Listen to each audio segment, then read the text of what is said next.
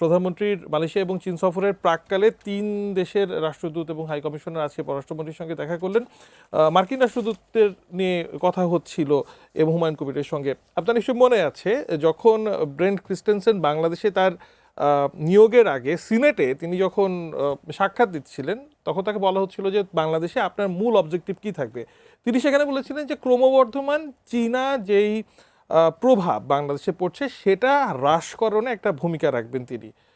সেটা যখন আসার আগে সিনেটে বলে এসেছিলেন। আর আজকে বললেন যে বাংলাদেশ অস্ট্রেলিয়ার বিপক্ষে জয়ের শুভেচ্ছা জানাতে আসলেন। আপনি বা কিভাবে দেখছেন? আমার কাছে যেটা মনে হয়, ব্রেন্ট ক্রিস্টেনসেন যখন আসেন তিনি নিশ্চিতভাবে চীনের বিষয়টা আলোচনা করেছিলেন, কিন্তু আমরা শুধু চীনের বিষয়টাই হাইলাইট করেছি, আরও অন্যান্য বিষয় কিন্তু তার টেস্টিমনির মধ্যে ছিল। ফলে সেইখানে কোঅপারেশন দুই দেশের মধ্যে না, হয়তো বা মানে চীন সফরটা একেবারেই সামনে, এই জন্য প্রাসঙ্গিকভাবে আসলো।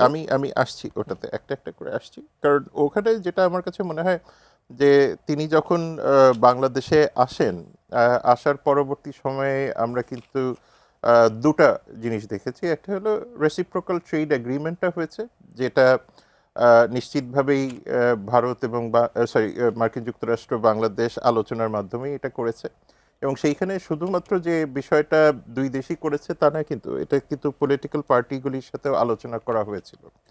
তার মানে এই জায়গাতে একটা অন্ততপক্ষে ব্রেন্ট ক্রিস্টেনসেনের যথেষ্ট ক্রেডিট আছে যে এটা শুধুমাত্র যে মার্কিন যুক্তরাষ্ট্র বাংলাদেশের উপরে চাপিয়ে দিয়েছে তা না, কিন্তু সুতরাং বাংলাদেশ না চাইলেও কিন্তু মার্কিন যুক্তরাষ্ট্রের তরফ থেকে যথেষ্ট গ্রাউন্ড ওয়ার্ক করেই তারপর এটা করা হয়েছে। সুতরাং সেই জায়গাতে আমি মনে করি যে একটা বড় অ্যাচিভমেন্ট হলো যে এই রেসিপ্রোকাল ট্রেড এগ্রিমেন্টটা করা।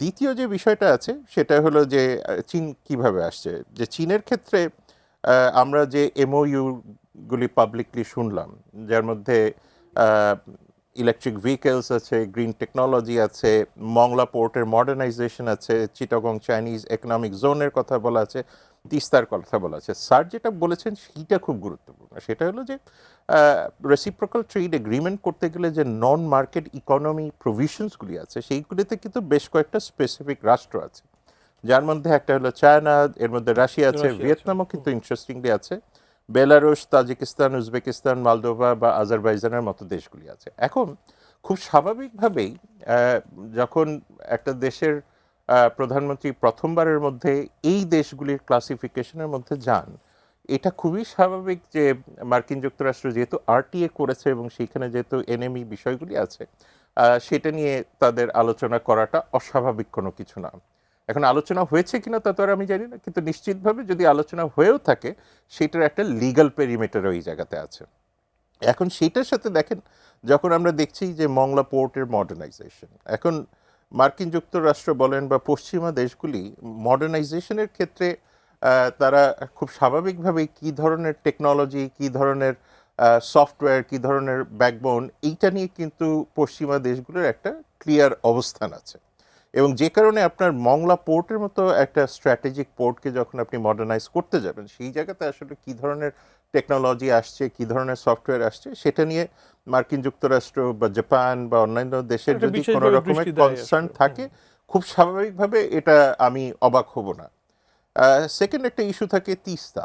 এখন তিস্তার বিষয়ে যখন আমরা আলোচনা করি, তিস্তার ক্ষেত্রে হয়তো মার্কিন যুক্তরাষ্ট্রের সাথে ভারতের যে সম্পর্কটা আছে এটা কখনো খুব ভালো, কখনো, কিন্তু একটা জায়গায় স্টেবিলিটি আছে যে চীনের সাথে ভারতের সাথে মার্কিন যুক্তরাষ্ট্র একটা তাদের মধ্যে এক ধরনের সমঝোতা আছে, অন্তত চীন প্রশ্নে এই অঞ্চলে।